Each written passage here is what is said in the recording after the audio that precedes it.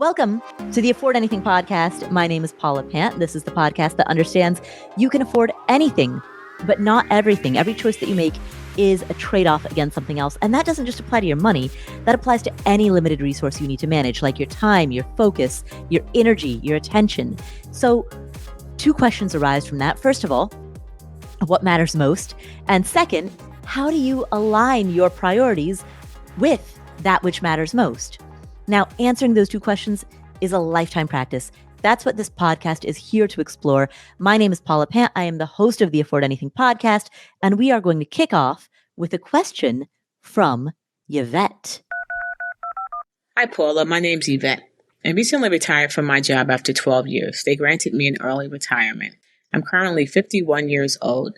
I will receive $1.6 million over the next 3 years. I currently have 4 properties. One of them I live in as a current residence, and the other 3 are rental properties, totaling around $513,000 in mortgages. My question is, should I pay off those mortgages, or should I just use the money that I have and invest in rental properties? The reason why I wanted to leave my job is so that I can continue to buy more properties and make around $10,000 or more in rental income every month. I already currently invest in the stock market and looking to diversify a little bit more in real estate investing because that's where my passion lies. I appreciate any help you can offer as far as if I should pay off those properties or should I just use the money to continue and invest. Have a great day. Thank you. Yvette, first of all, huge congratulations to you on retiring. You are 51 years old and you've just retired. That is amazing. Amazing. Big congratulations. Now let's talk about your question. So you have $1.6 million coming in and you've got outstanding loans on your properties of a little bit over $500,000. So easily you would be able, if you wanted to, you would be able to write a check and get rid of your mortgage balances and be completely free and clear. But should you?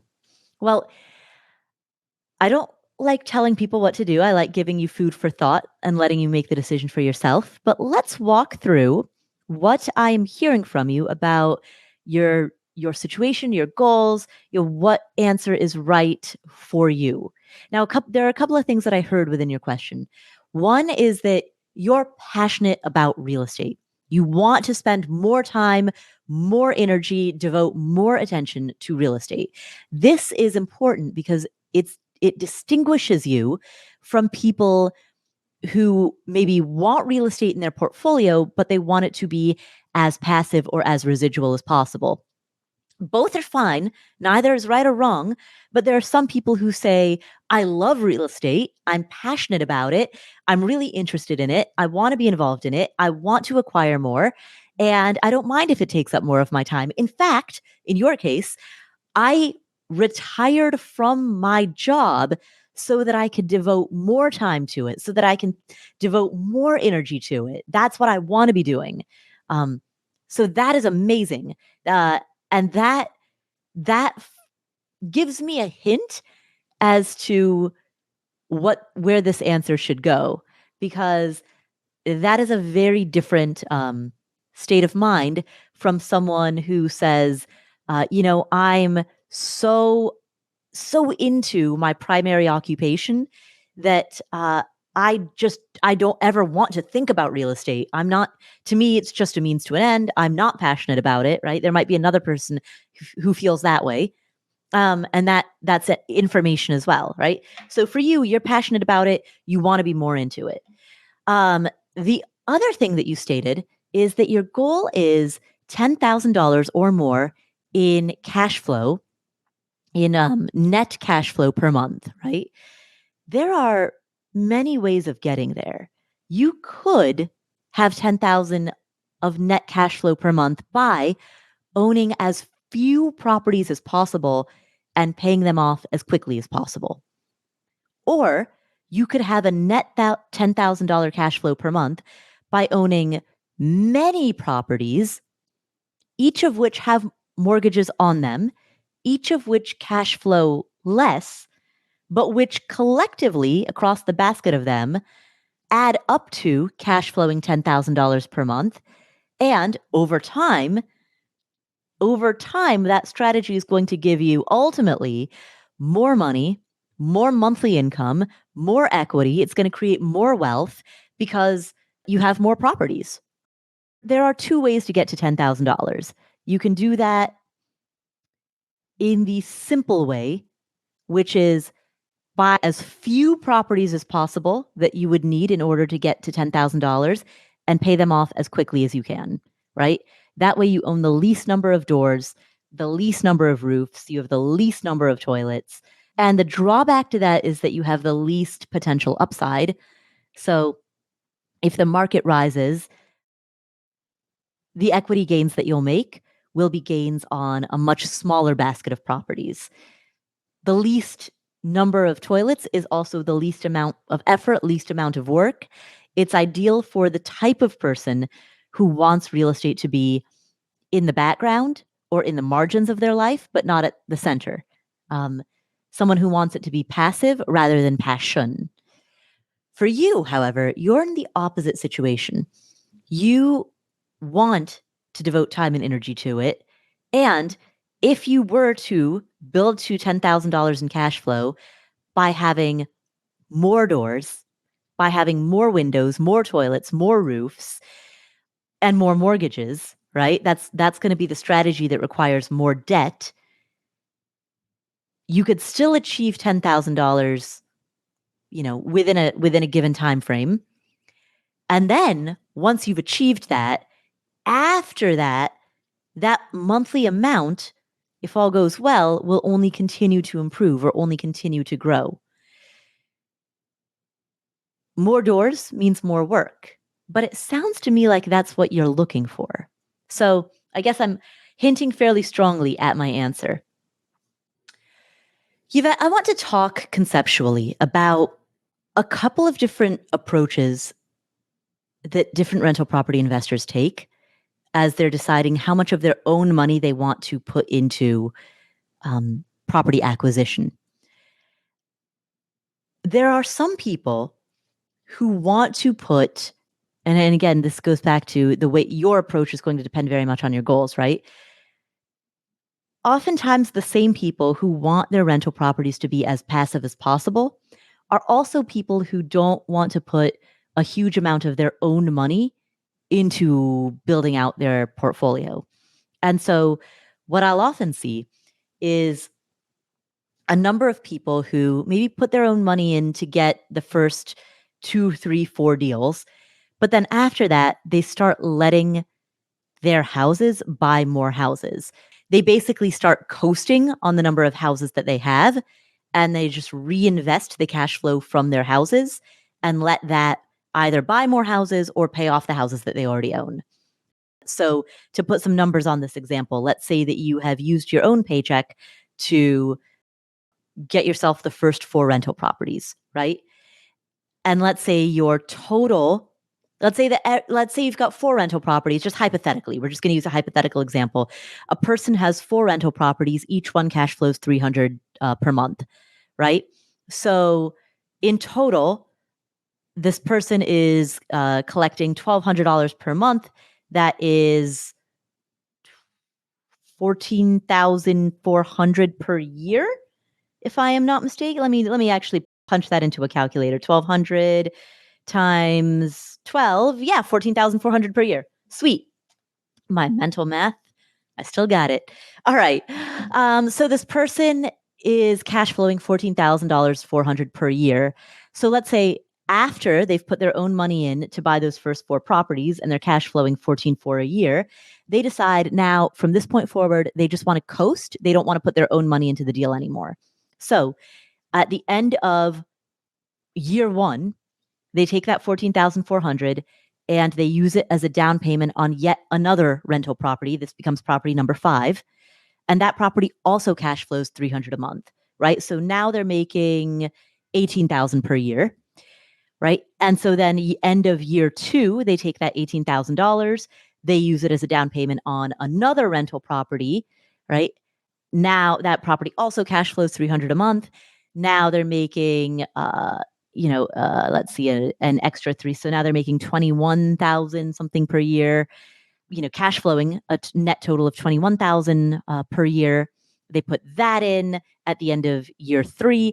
And so you see basically from this strategy, what this person is doing is after putting their own money into the deal to it's like a starter culture, like when you're making sourdough bread, it's that yeast starter culture, right? You put in that energy up front, you start the flywheel, so the flywheel begins spinning, and then once you start the flywheel spinning, you then sort of coast on that momentum.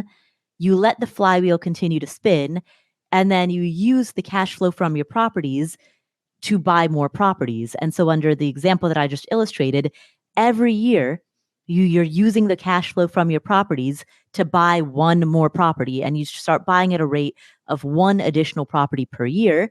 And you do that until you hit some target number of properties. Maybe you want 10 in total, right? And then once you hit that target number of properties, then you switch to payoff mode. And then you just start using the cash flow from your properties to pay down your properties. And maybe it takes you another, let's say 10 years to do that, right? And by virtue of doing that, you can essentially take the coast fi strategy of compounding houses, and you let your houses buy their own houses without having to put any of your own money into the deal, and then you let your houses pay themselves off. And so after you acquire at a rate of one property per year, you do that for, let's say, an additional 6 more years. So let's say there's this 10 years time span in which you're acquiring one property per year for the first 10 years. First 4 years, you're putting your own money into the deal. After year 4, then you're using cash flow from your properties, right? You do that for 10 years. Then for the next 10 years, you pay them all off. And so at the end of 20 years, you have 10 properties all paid off, free and clear, right? That is the residual income approach. That is the more passive approach. The benefit is that it's something that a person can do on the side as a side hustle while they're balancing a full-time career. The drawback is that it's a 20-year plan, right? It takes 20 years to own 10 properties free and clear. That is either a long time or not very much time, depending on where you stand. But that is how passive investors who want to do this on the side often approach it. By contrast, what you could do, Yvette, is something that is much more aggressive. You've got 1.6 million coming in, and I assume that's pre-tax. So after taxes, you'll have about $1 million coming in. That's over the next 3 years. So let's say you've got 325,000, 330,000 coming in per year, maybe 340,000 coming in per year, each year over the next 3 years. You can, if you wanted to put that money into property acquisition, you can use that to buy a bigger and bigger portfolio. And then once you have that portfolio, assuming that everything in that portfolio is positively cash flowing with it, like, let's say at least $200 per door, right? So you've got a comfortable margin, and that's after factoring for vacancies, for CapEx, repairs, maintenance, etc., right? Let's say you're cash flowing 200 a door. Once you've built a big enough portfolio, you can then switch and then start paying off your properties. But build that big portfolio first, because the bigger that portfolio, assuming everything is cash flow positive, the bigger that portfolio, the faster the portfolio can pay itself off over time. So I guess there are arguments to be made on both sides. And certainly you could, if you wanted to, pay off your existing basket of properties, increase your cash flow, and use that cash flow to slowly acquire more. But that's going to be a much slower route. If by contrast, you want to build quickly, and it sounds like that's what you want to do because you've quit your job in order to work on this, leverage in first, like acquire before you start to pay off. So you're going to be in 2 modes. You're going to be in property acquisition mode, and then you're going to flip, and then you're going to be in aggressive debt payoff mode. But the most aggressive way to build a biggest possible portfolio is be hyper aggressive about acquisition until you hit your target maximum, And when you hit that target maximum, then you flip and then you go into pay down. And that is going to help you build a lot faster than you would if, rather than the opposite plan, rather than plan B, where you pay down first and use the cash flow to then start acquiring slowly, a house a year. Like the house a year is suitable for someone who wants to do this on the side. But if you want to do this full time, if you really want to dedicate yourself to it, aggressively acquire first. So I guess I am kind of telling you what to do, but I'm also giving you food for thought in terms of think about what your goal is, right? Is your goal that you really do want? Because like if you were to take the more aggressive route, it's going to require a lot of time, a lot of energy. It's going to be a very, very full-time job. So my question for you is, do you want this to be your full-time job, or do you want to like really be retired and enjoy retirement and kind of chill for a while and take it easy? That I think is going to be the deciding factor. So thank you so much for the question, Yvette. And like I said, if you want to enjoy retirement, then you can take the more passive approach, which is slower. But if you want to do this full time, then take the more aggressive approach, in which you acquire first before you start to pay off. Cool. Thank you.